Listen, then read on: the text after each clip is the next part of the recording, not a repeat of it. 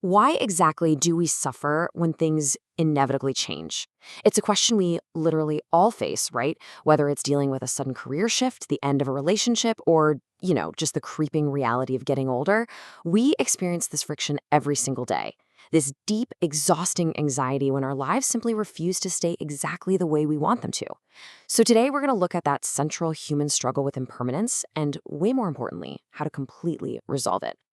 Welcome to This Explainer. Today, we're diving deep into Volume 88 of the Yogacara Bhumi Sastra, exploring the incredibly beautiful and solemn teachings of Maitreya Bodhisattva.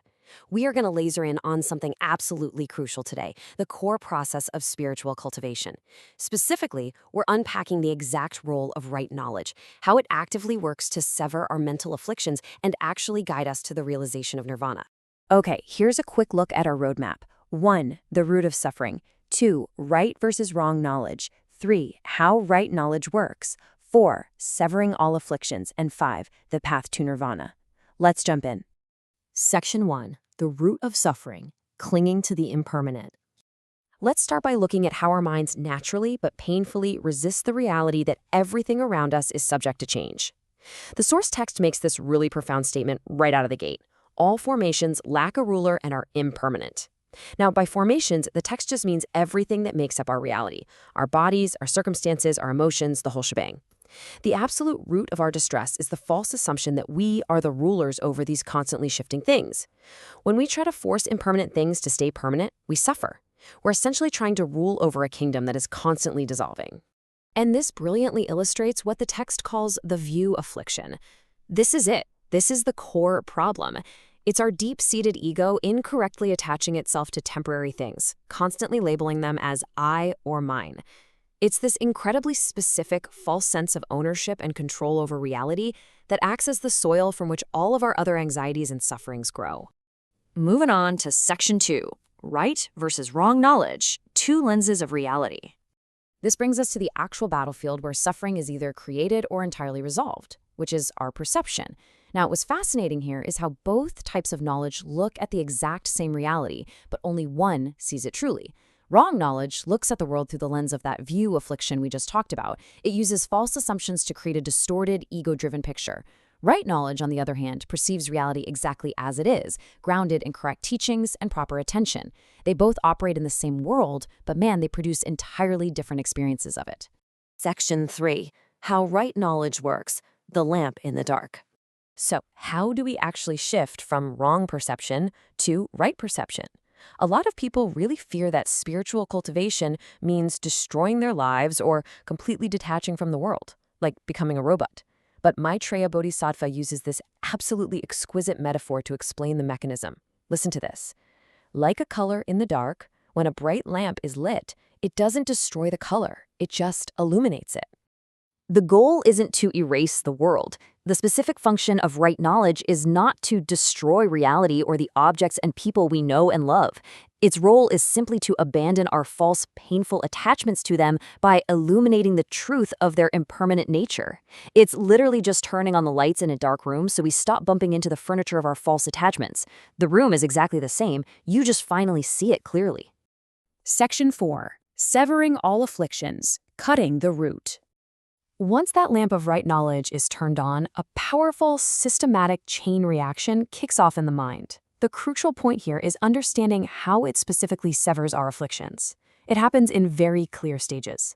Step 1 is establishing that right knowledge. Step 2 is vital. You must completely sever the view afflictions, that stubborn illusion of I and mine, first. Only then, in step 3, can all the secondary emotional afflictions like greed, anger, and anxiety naturally fall away. If you don't cut the root of the ego, the weeds of anger and greed are just going to keep growing back. You can really see the precise order of operations here.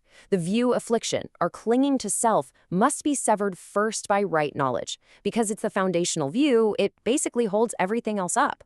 Once that is cut, the secondary afflictions, your greed, your anger, your daily frustrations, they lose their entire foundation. They're permanently destroyed because there's simply no longer a false I for them to attach to. Section 5. The path to nirvana, the ultimate goal. When all mental afflictions are methodically severed by the light of right knowledge, the practitioner is guided to the ultimate state of peace. The text lays out the straightforward three-step roadmap for attaining nirvana. First, following correct teachings to point your mind in the right direction. Second, observing reality purely without your ego getting in the way. And third, utilizing that observation to sever all afflictions. It shows how right teaching, inevitably, step by step, leads to the total freedom of a clear mind. But attaining this state isn't a passive thing at all. It requires meeting three distinct conditions.